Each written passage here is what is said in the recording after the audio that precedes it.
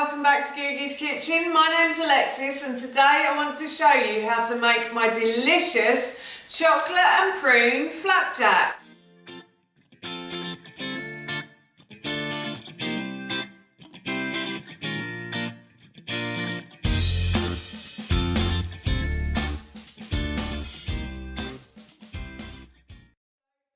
To show you how to make my chocolate and prune flapjacks, but before I do, if you are new to my channel, then hello and welcome. It's lovely to have you here, and if you love cooking videos and you want to see more, then I upload every Tuesday and Thursday at 6 PM, so please don't forget to hit that subscribe button. As I just mentioned, today I want to show you my chocolate and prune flapjacks. Now this recipe is really easy to do, and my husband Howard and son Ted absolutely love these. These are a real treat for them. My husband really likes these, and I mean really likes these. He was so impressed with these when I first made them that I just had to put them on my blog.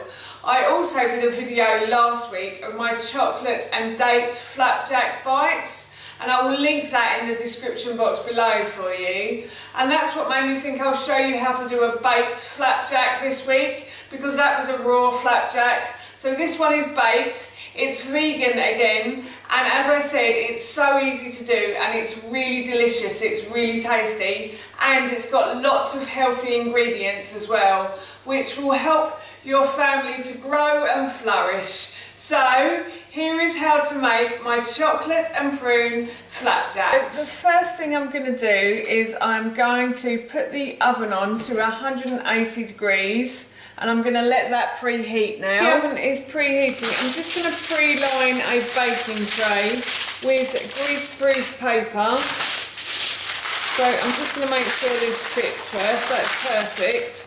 And then I'm going to get some oil and I'm going to spread it on the top. Flour oil here. You only need a little bit because the flapjack actually has coconut oil in it, so the baking paper should come off quite easily. So I'm just going to spread this with my plastic brush across the base and around the sides, just to make sure it does come off when it's cooked. So I'm going to add a little bit more because I need a bit more. Oh, that was a bit too much, never mind.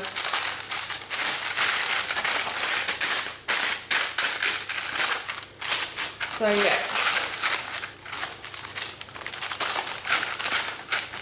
so spread that around evenly, so the baking paper should come off nicely at the end of the bake now. So I've now got myself a large bowl and a wooden spoon, and what I'm going to do is I'm going to add my oats to the large bowl. So I'm going to add 250 grams of oats to that bowl, and then I've got 100 grams of coconut sugar. You can use brown sugar as well. I'm just going to mix that into the oats. And then I've got 50 grams of chia seeds. So I'm going to add that in next and mix that around. And then once I've done the chia seeds, I'm going to add in 50 grams of mixed fruits, dried mixed fruits. You can use raisins or sultanas if that's what you have in the cupboard.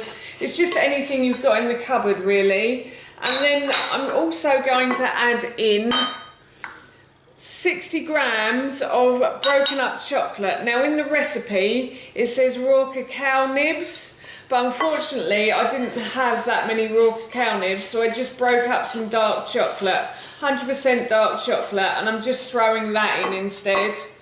I'm hoping that works. Yeah, as I said, my husband loves these and he really likes the chocolate in them as well. And because it's 100% dark, it means he's getting all of the nutrients as well.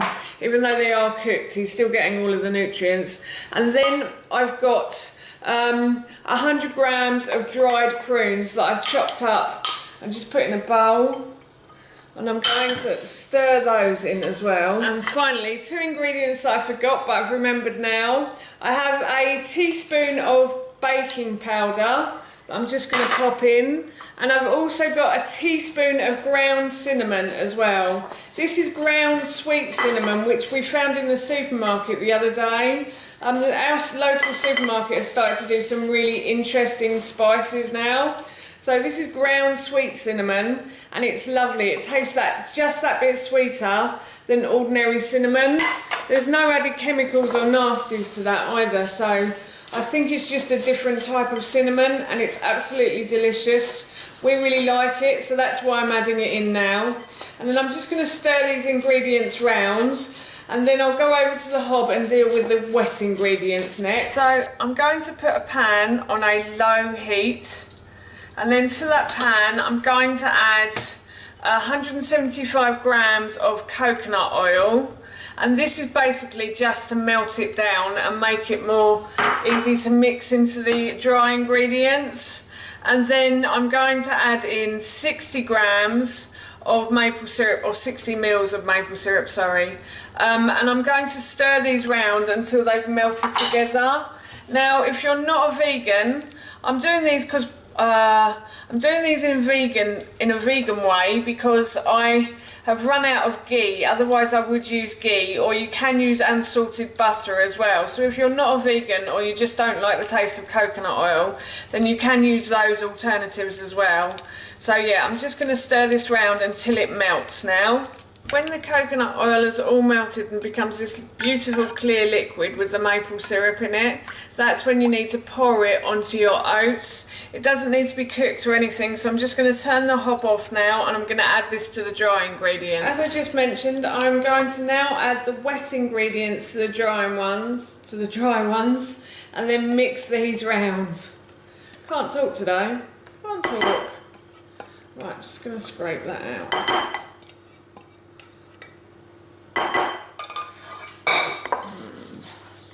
This is the bit where it starts to smell really nice.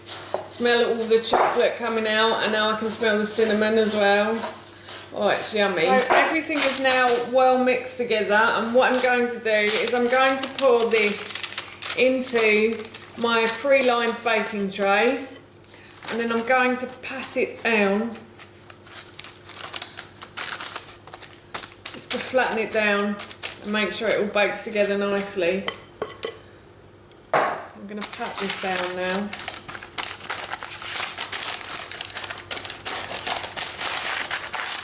And my oven has now preheated, so I'm going to put this in for about 25 to 30 minutes now. I'm going to check it after 25 and see how it is. And then, yeah. It's normally, without my oven, it does take about 25 minutes, but sometimes it can take a bit more. So that's it all patted down, and I'm going to put it in the oven now.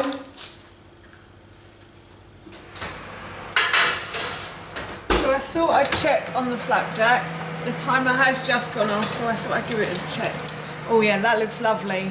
I'm going to turn the oven off now, and I'm going to leave this to cool for a good hour on a cooling rack. So this has been sat cooling for about 30 minutes now, and all I'm going to do is lift it from the tin and put it onto the baking tray, and I'm going to leave that to cool for a further 30 minutes now. So I've removed the greaseproof paper, and the flapjack has cooled completely now. So I'm going to cut it into pieces. So the way I like to do this is I like to cut down the middle. Oh.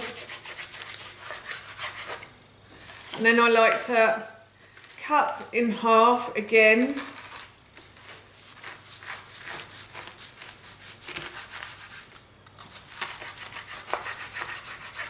And cut again.